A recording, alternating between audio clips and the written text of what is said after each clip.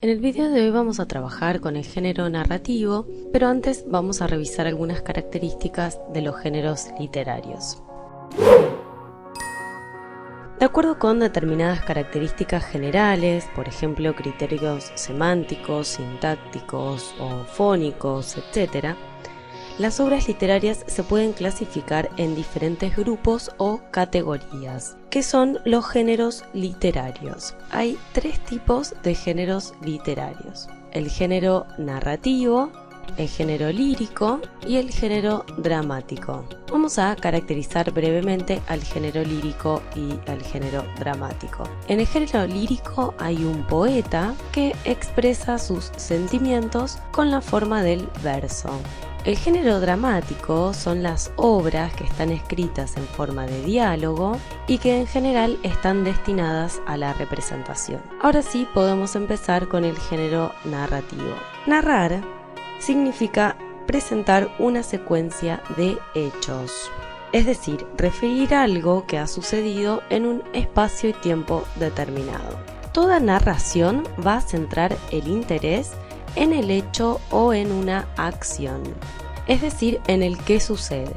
Las circunstancias, ¿sí?, de espacio y tiempo, es decir, el dónde y el cuándo, y los personajes, es decir, quiénes, van a configurar todo esto, configura el mundo en el que se desarrollan las acciones, ¿sí?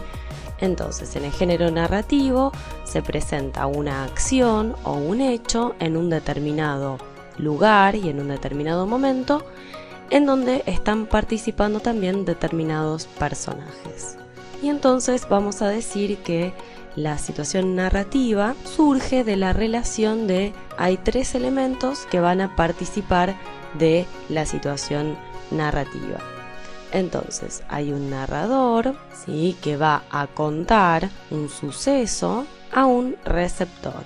El receptor puede ser un lector, si es que está leyendo, o un oyente, si es que está escuchando. Ahora bien, vamos a caracterizar la figura del narrador, ¿sí?, esta persona que nos va a contar la narración. En primer lugar, podemos encontrar un tipo de narrador que se llama protagonista. El narrador protagonista va a narrar, va a contar esta historia en primera persona del singular, es decir, va a hablar con la forma yo. Entonces, cuenta y participa de la historia. Este narrador, ¿sí?, este narrador protagonista es uno de los personajes principales de la historia. Vamos a ver algún ejemplo para caracterizar a este narrador protagonista. Por ejemplo, si decimos era la época de exámenes y yo tenía que estudiar. Acá vamos a ver que hay una primera persona del singular que ¿dónde aparece? En este pronombre yo, ¿sí? Y el verbo, ¿sí?, tenía, está concordando con esta primera persona, ¿sí? Entonces sabemos que esta acción la está realizando el narrador protagonista, ¿sí?, porque está hablando de sí mismo. Otro tipo de narrador que vamos a encontrar es el narrador testigo. Este narrador va a contar la historia en tercera persona del singular, es decir, va a hablar de él o ella, ¿sí? Cuenta lo que ve. Este narrador simplemente va a contar lo que pasa delante de sus ojos. Puede ser un personaje también, pero a diferencia del protagonista, va a ser en general un personaje secundario. Vamos a ver un ejemplo que caracterice a este narrador testigo. Por ejemplo, Armando salió a buscar algo y volvió tarde.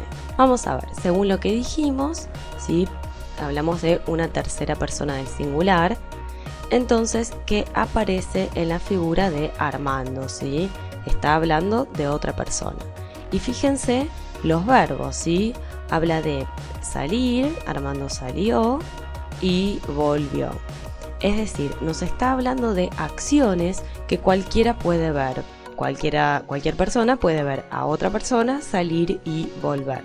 El último narrador, ¿sí?, que vamos a encontrar es un narrador que se llama narrador omnisciente. Este narrador va a hablar también en tercera persona del singular, es decir, va a hablar de él o ella, y también va a contar lo que ve, pero aparte de contar lo que ve, va a contar lo que piensan o sienten, ¿sí?, los personajes. Por eso es distinto, ¿sí?, del narrador testigo, porque él no solo puede ver como cualquiera lo que está sucediendo, sino también puede saber qué están pensando y qué están sintiendo los personajes.